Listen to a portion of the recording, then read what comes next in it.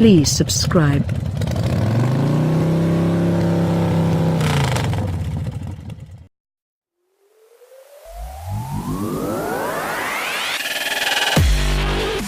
Funny name, Stonic, isn't it? It actually comes from the words speedy and tonic. Somehow, these are supposed to evoke youthfulness and fun. It's evoked plenty of reactions, that's for sure.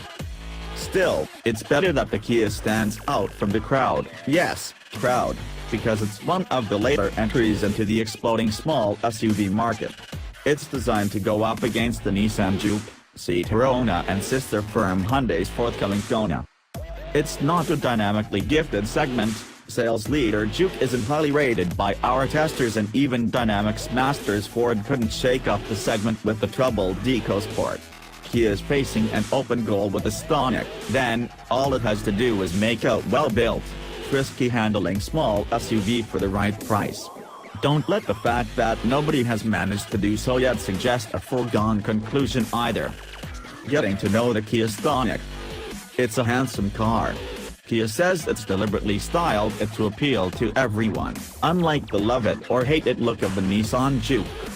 With contrasting roof options and a choice of 17-inch wheels, the firm intends UK cars to appear highly specified, with significant road presence. Not unlike the Juke in some respects, then. Despite Kia's effort to push up market, there's not a huge amount of soft-touch material.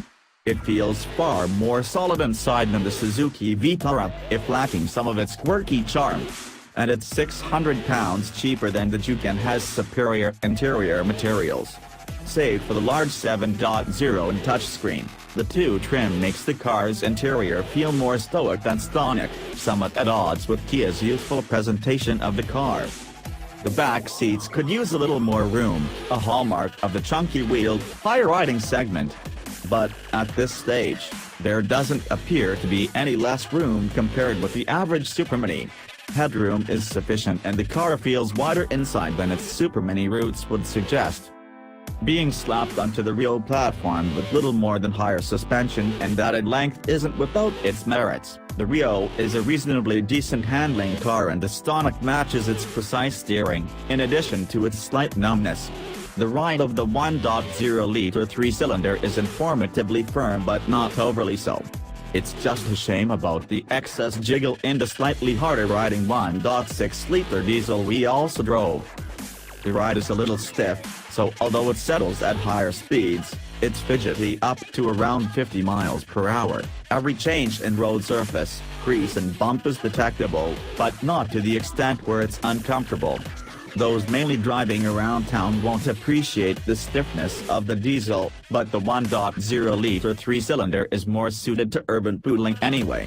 There's little in the way of body roll, which is a pleasant surprise, although the seats aren't the last word in supportiveness. Testing the Kia Stonic dynamically. You'd have thought that with a potential bestseller on its hands, Kia might have included safety-conscious lane-keeping assist and automatic emergency braking technology on the Stonic, but these are only standard on higher-spec cars and optional on the two trim we've tried. Safety-conscious buyers will have to opt for it. Kia insists it's to keep costs down, as they're relatively expensive systems for a lower-priced car. There were only the two-spec and the more expensive first edition available at launch. You're statistically more likely to go for a petrol-engine Stonic. 60% of buyers will go petrol, according to Kia, with the 1.0-liter turbocharged three-cylinder engine Stonic being the overwhelming favorite. Just 8% are expected to go for the entry-level 1.4-liter car. This is exactly how it should be, though. The frugal 1.6-liter diesel engine is rather loud under moderate to hard acceleration, and the 1.4-liter has to be worked hard for a little power. The 1.0-liter's thrust is more than enough, and what little engine noise it has isn't an offensive sound. The car feels lighter on its feet from the smaller power plant, too.